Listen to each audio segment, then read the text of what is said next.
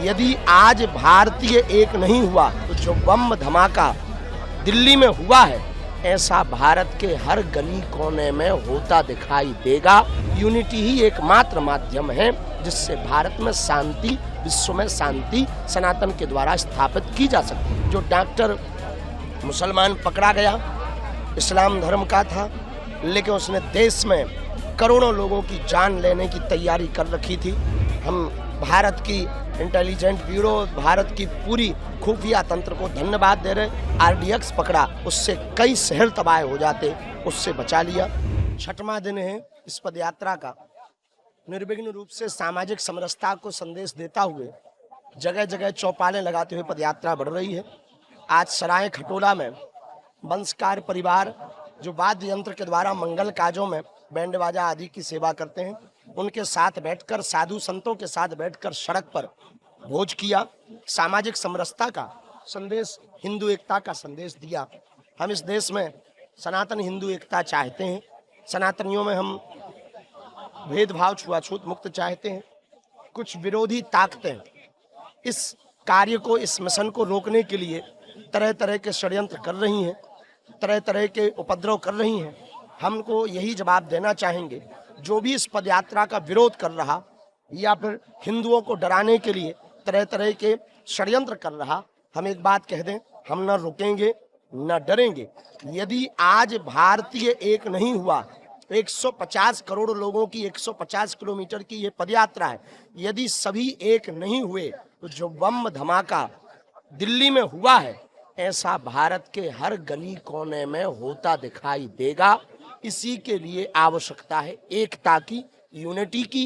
Unity ही एकमात्र माध्यम है जिससे भारत में शांति, विश्व में शांति सनातन के द्वारा स्थापित की जा सकती है। इसलिए यह पदयात्रा की जा रही। अब आगे भी और पदयात्रा करेंगे। 16 तारीख को लाखों सनातनी उन आतंकवादी ताकतों को, देश को तोड़ने वाली ताकतों को, देश में व्यभिचार फैलाने वाली ताकतों को, देश में दंगा करने वाली ताकतों को, जो डॉक्टर मुसलमान पकड़ा गया, इस्लाम धर्म का था, लेकिन उसने देश में करोड़ों लोगों की जान लेने की तैयारी कर रखी थी।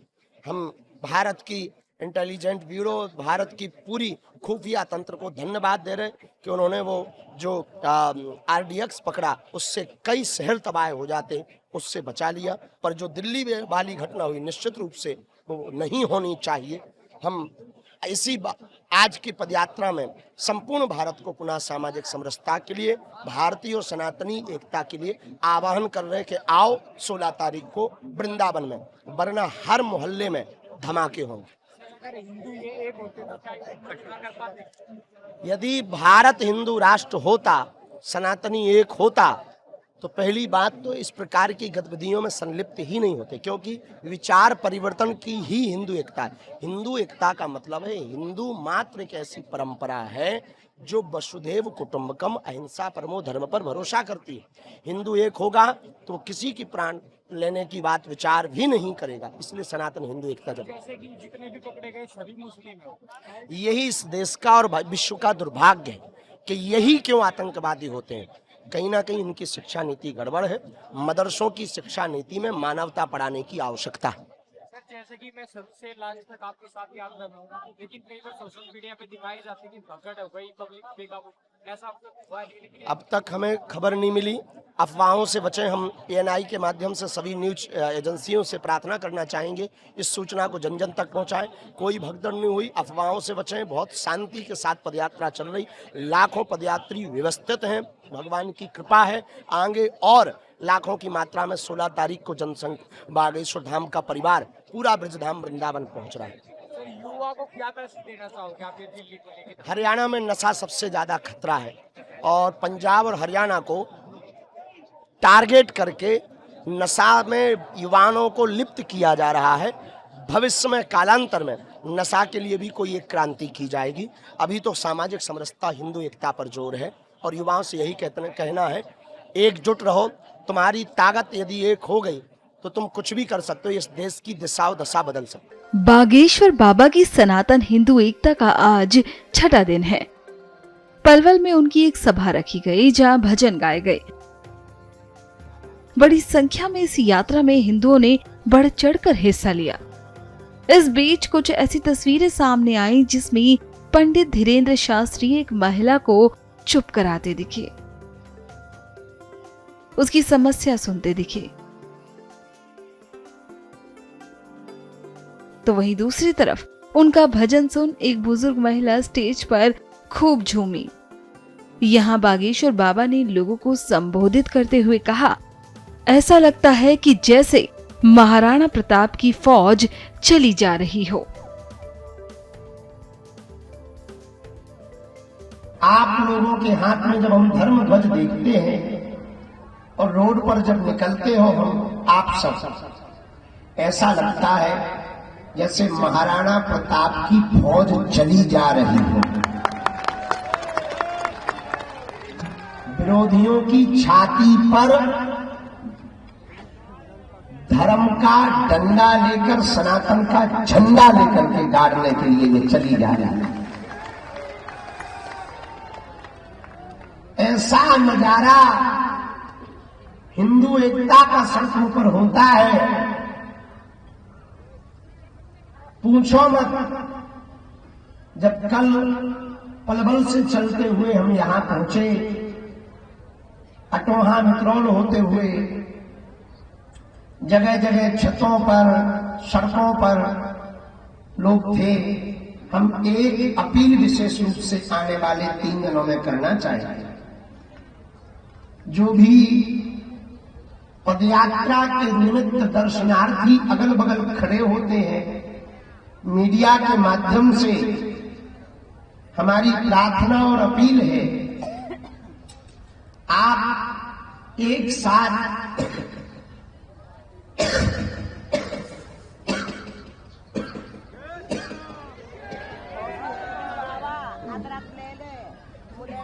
छज्जों पर ना चढ़े। छज्जे और 3 सेट गिरने का डर है, ताकि ये पदयात्रा 3 दिन की निर्विघ्न हो सके और कोई कलंक न लगे। बहुत लोग छज्जों पर एक साथ चढ़ जाते हैं, इसलिए हमारी सभी से करबद्ध हाथ जोड़कर प्रार्थना है, छज्जों पर चढ़कर के पदयात्रा का दर्शन ना करें। जहां जहां बैठक चौपाल सभा हुआ करे, वहां रोड के किनारे पहुंचकर दर्शन करें। दूसरा निवेदन, स्वरूप पदयात्रा का विशाल होता जा रहा, हम लोगों को अपने संकल्प और उद्देश्य से भटकना नहीं है। यहां से जाने के बाद पदयात्रा जरूर विराम हो जाए, पर विचार बदलने की यात्रा विराम नहीं होनी चाहिए।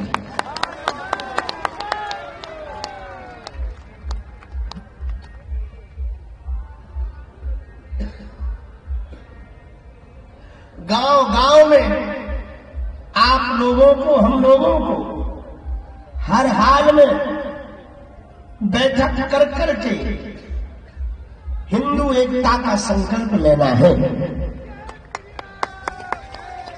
आजादी की क्रांति केवल एक जगह से नहीं उठी।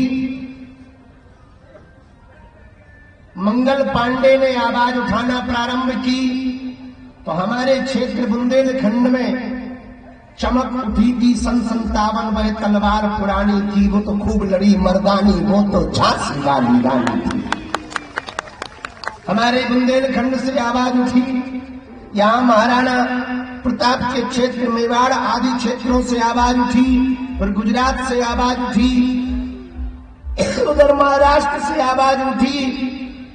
जगह जगह से जब आवाजें उठी, एक आवाज हुई, तब भारत को आजादी मिली। तब भारत अंग्रेज मुक्त हुआ, मुगलों से मुक्त हुआ, बाबर से मुक्त हुआ, अकबर के साम्राज्य से मुक्त हुआ, डचों से मुक्त हुआ, पुर्तगालियों से मुक्त हुआ। उसी प्रकार वर्तमान में खाते कुछ लोग भारत का है, गाते पाकिस्तान का है। उनसे भारत को मुक्त करने के लिए हिंदू एकता आवश्यक है।